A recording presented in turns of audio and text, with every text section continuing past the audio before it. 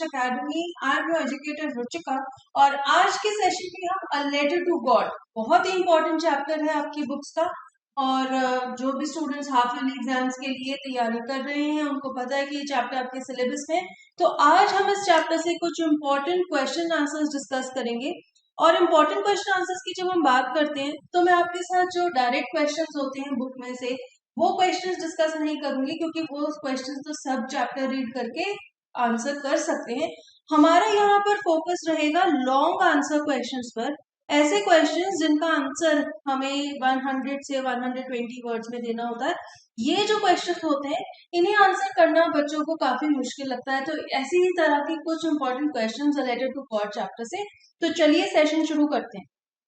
पहला क्वेश्चन है, what were Lencho's feelings when the hail stopped? यानी कि जब हेल स्टॉर्म बंद हो गया तो लेंचो की फीलिंग्स क्या थी? ऑब्वियसली लेंचो ने देखा कि बहुत ज्यादा नुकसान हो गया था, पूरी फील्ड व्हाइट कलर की हो गई थी। ऐसा लग रहा था कि पूरी फील्ड में नमक बिखर गया है। वो व्हाइट कलर क्या था? वो हेल स्टोन्स थे।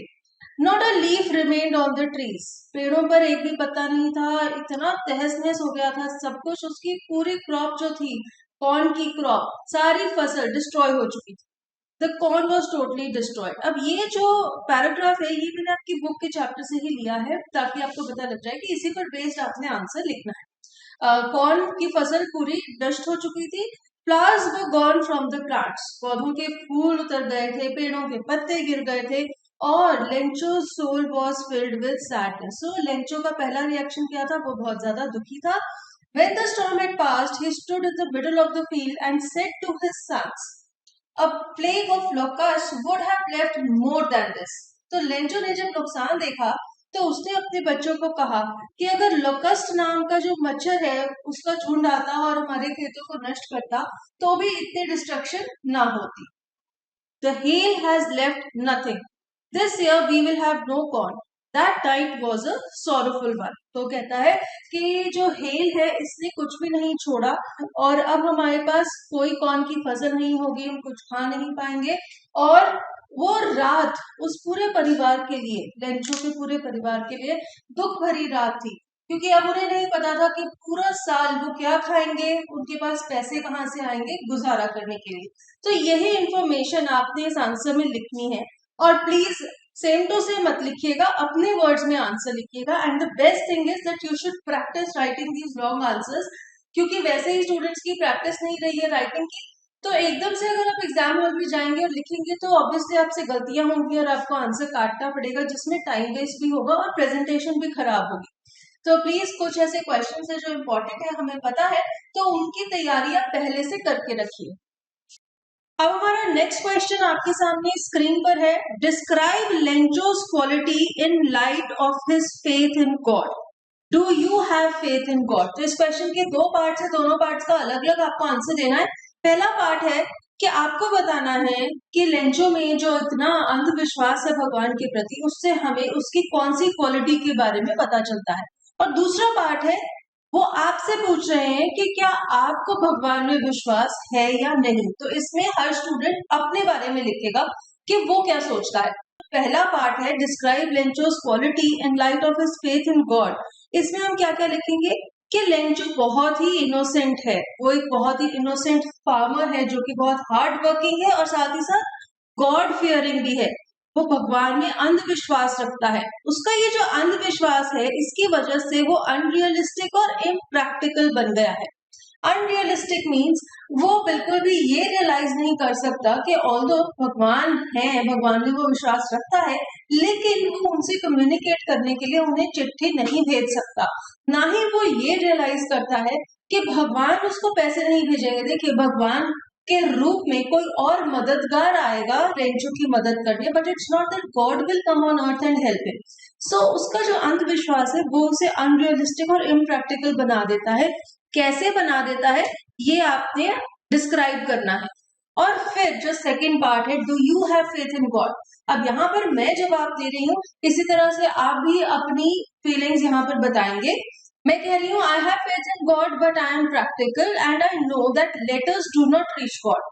Prayer is the way to communicate with God. अब हम भगवान को अगर प्रे करते हैं तो ही हम अपनी कोई चाहत है, अपनी कोई प्रॉब्लम है, वो भगवान के सामने प्रेजेंट करते हैं और उनसे मदद मांगते हैं। हम कभी भी चिट्ठियां लिख के भगवान से मदद नहीं मांगते। वी नो कि ऐसा कोई एड्रेस नहीं है जहां पर वो चिट्ठी जा सके। इस तरह से आप अपने वर्ड्स में इस आंसर को अटेम्प्ट करोगे। नेक्स्ट है, Lencho had faith in God but lacked faith in humanity. Elaborate with reference to a letter to God. तो बेसिकली ये जो क्वेश्चन है ये पूरे के पूरे चैप्टर को सम अप कर रहा है कि लेंचो को भगवान में तो विश्वास था लेकिन इंसानियत में विश्वास नहीं था, क्योंकि उसने ये पोस्ट ऑफिस के एम्प्लॉयज को एक बंच ऑफ क्रुक्स कहा और सोचा कि वो चीट्स है, जबकि वही थे जिन्होंने उसकी मदद की थी। सो बेसिकली आपने इस आंसर में इसी फैक्ट को दर्शाना है, अपनी वर्ड्स में इसको लिखना है। ही sought help from God and wrote a letter for 100 pesos। और उसको लगा कि भगवान ने ही उसकी जब चिट्ठी का जवाब भेजा है, तो वो बिल्कुल इम्प्रैक्टिकल हो गया था।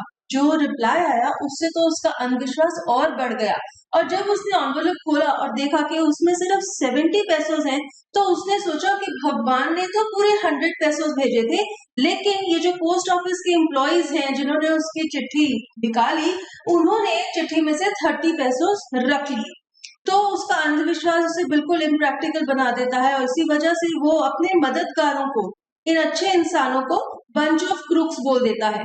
उसकी प्रैक्टिकल सेंस बिल्कुल खत्म हो गई थी, और इसी वजह से उसे लगा कि भगवान उसे पैसे भेजेंगे। He could not identify his helper। अब वो अपने सच्चे मददगारों को, भगवान के मैसेंजर्स को पहचान नहीं पाया, बल्कि उसने उन्हें ही एक्यूज कर दिया कि वो क्रुक्स हैं। ठीक है, ये इंफॉर्मेशन हमने यहाँ पे डाली और हमने बताना है कि वो इंसानियत में विश्वास खो बैठा था क्योंकि उसका भगवान में अंधविश्वास पड़ गया था। एक और क्वेश्चन है, natural calamities can destroy and ruin Mankind. What lesson do you learn from Lencho story. अब इस क्वेश्चन में पूछ रहे हैं कि जो नेचुरल कैलामिटीज हैं, इस स्टोरी में भी एक नेचुरल कैलामिटी आती है, हेल स्टॉर्म, वो मैनकाइंड को रुइन कर सकती हैं, डिस्ट्रॉय कर सकती हैं, और सबसे बड़ी बात यह है कि वो बिल्कुल अनप्रिडिक्टेबल होती हैं। तो हम लेंचो की कहानी से क्या लेसन सीखते हैं? हम यही सीखते हैं कि ये अनप्रिडिक्टेबल है, अनसर्टेन है, और हम कभी भी ये अंदाजा नहीं लगा सकते कि ऐसा कौन सा नेचुरल डिजास्टर आने वाला है। इसका मतलब क्या हुआ? हम अपने आसपास बहुत सारे अलग अलग ऐसी कैलामिटीज देखते हैं, फ्लड्स, क्लाउड बर्स्ट, अर्थक्वेक्स, आप इस तरह के नेचुरल कैलामिटीज के नाम लिख सकते हैं। और इससे हमें ये लेसन मिलता है कि एक तो हमें नेचर के साथ खिलवाड़ नहीं करना चाहिए, नेचर की इज्जत करनी चाहिए। हम इन कैलामिटीज को प्रिवेंट नहीं कर सकते, इन्हें रोक नहीं सकते, लेकिन हम अपने आप को सक्षम बना सकते हैं। We need to be resilient. Resilient means कितने जल्दी हम वापस से नॉर्मल लाइफ पर आ सकते हैं। And we can learn a lesson from the historical handling of natural disasters. पहले हिस्ट्री में किस तरह से नेचुरल डिजास्टर्स को हैंडल किया गया, उनसे जो डिस्ट्रक्शन हुई, किस तरह से लोग उससे बाहर आए और फिर से एक नॉर्मल लाइफ जीने लगे, वो हमें एक शिक्षा देता है। Post disaster period has to be studied to prepare well for future. अगर आपके पास कोई और आइडियाज है इस आंसर में लिखने के लिए कि आप क्या लेसन सीखते हैं लेंचो की कहानी से और किस तरह से हम नेचुरल कैलामिटीज को ओवरकम कर सकते हैं, तो वो भी आप इसमें इंक्लूड कर सकते हैं। How do you think the post master failed when he received Lencho's second letter? What do you think he did? अब जब पोस्ट मास्टर को लेंचो की सेकंड चिट्ठी मिली जिसमें कि उसने कहा था कि पोस्ट ऑफिस एम्प्लॉइज एक बंच ऑफ क्रूक्स हैं, वो लेटर पढ़ के पोस्ट मास्टर को कैसा लगा और फिर उसने क्या किया? अब देखिए, इसके जो दोनों पार्ट्स हैं, दोनों ही पार्ट्स में आपको अपनी ओपिनियन देनी है, कहानी से इसका कोई लेना देना नहीं है। ठीक है, तो इसके बहुत सारे मल्टीपल आंसर्स आप क्रिएट कर सकते हैं जिस तरह से आपको लगता है कि पोस्ट मास्टर ने रिएक्ट किया होगा। कुछ ऑप्शंस दे देती हूँ। हम कह सकते हैं कि वो डिजेक्टेड था, सैड था, दुखी था ये पढ़ के कि हम लोगों ने इतनी मेहनत करके 70 पैसे इकट्ठे करके इसको दिए, लेकिन ये हमें एक्यूज कर रहा है। वो कंफ्यूज था कि अब मैं क्या करूं। वो वर्रिड था कि अरे लेंचो की मदद तो हो नहीं पाई, उल्टा लेंचो ने हमें क्रुक्स बोल दिया, हमें धोखेबाज बोल दिया। और फिर उसने क्या किया? इसमें भी 4-5 ऑप्शंस मैंने लिखे हैं, हो सकता है पोस्ट मास्टर ने इनमें से कुछ किया हो, या फिर आप भी इस तरह का कोई रिएक्शन क्रिएट कर सकते हैं। He replied to the second letter and stated that the truth about the 70 pesos was that The post office employees had collected that money and given it to him to help him. And ये भी हो सकता है कि उसने कुछ भी react नहीं किया, उसने बिल्कुल ही कोई जवाब नहीं दिया। ये भी हो सकता है कि उसने लेंचो का सामना किया, उसने पोस्ट ऑफिस में ही लेंचो को अपने पास बुलाया और उसे सच्चाई बता दी और उसे कहा कि तुम सोचते हो कि हम लोग धोखेबाज हैं, लेकिन ऐसा नहीं है। ये भी हो सकता है कि उसने पोस्ट ऑफिस के स्टाफ के साथ सेकेंड लेटर का जो कंटेंट है वो डिस्कस किया और उन्हें बताया कि अरे देखो लेंचो हम सबको क्रुक्स कह रहा है, अब हमें क्या करना चाहिए। तो उसने उनके साथ डिस्कशन की। ये भी हो सकता है कि उसने इग्नोर कर दिया, उसने कोई जवाब नहीं दिया, ना ही किसी के साथ डिस्कस किया, ना ही कोई चिट्ठी लिखी। उसने मैटर को वहीं पर इग्नोर कर दिया और लेंचो को उसकी किस्मत के हवाले छोड़ दिया। Next is humanity still exist, justify. तो आपको जस्टिफाई करना है कि क्या इंसानियत अभी भी बाकी है या नहीं। तो इसको हम कैसे जस्टिफाई करेंगे? हम कहेंगे yes, from the story we come to know that humanity still exist. The post master was selfless and helpful. उसका जो एक्ट था 70 पैसों इकट्ठे करके लेंचो को देने का, उसके पीछे उसका क्या पर्पस था? वो बिल्कुल भी सेल्फिश नहीं था, वो सिर्फ लेंचो की मदद करना चाहता था। तो इसी से हमें क्या पता चल रहा है कि उसका ये एक्ट एक ह्यूमैनिटेरियन एक्ट था और इसी से हम कह सकते हैं कि आज भी ह्यूमैनिटी एग्जिस्ट करती है। There are two kinds of conflicts in the story between humans and nature and between humans themselves. How are these illustrated? ये क्वेश्चन बहुत पॉपुलर है और आपको ये क्वेश्चन तैयार कर लेना चाहिए क्योंकि हो सकता है कि ये आपके एग्जाम में आ जाए। अब देखिए, कहानी में दो तरह की कॉन्फ्लिक्ट दिखाई गई है। पहली कॉन्फ्लिक्ट है ह्यूमंस एंड नेचर के बीच में। ये कॉन्फ्लिक्ट कौन सी है?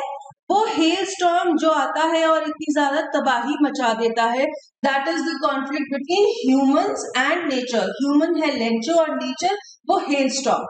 और दूसरी कॉन्फ्लिक्ट ह्यूमंस के बीच में, वो कॉन्फ्लिक्ट है लेंचो और पोस्ट ऑफिस के स्टाफ के बीच में। लेंचो जो कि सोचता है कि ये जो स्टाफ है ये बंच ऑफ क्रुक्स है और वो स्टाफ जो कि 70 पैसों इकट्ठे करके उसकी मदद करता है। तो ये वो दो कॉन्फ्लिक्ट्स हैं, इन्हीं को आपने इलस्ट्रेट करके पूरा आंसर को लिखना है और अच्छे से डिटेल में बताना है कि किस तरह से ये दो कॉन्फ्लिक्ट्स हमें इस स्टोरी में देखने को मिलती है। तो इसके साथ ही हम इस सेशन के एंड पर आ गए और हमने यहाँ पर अ लेटर टू गॉड के most important long answer question discuss किए। इसी तरह के सेशन हम आपके साथ करते रहेंगे। Happy studying and all the best.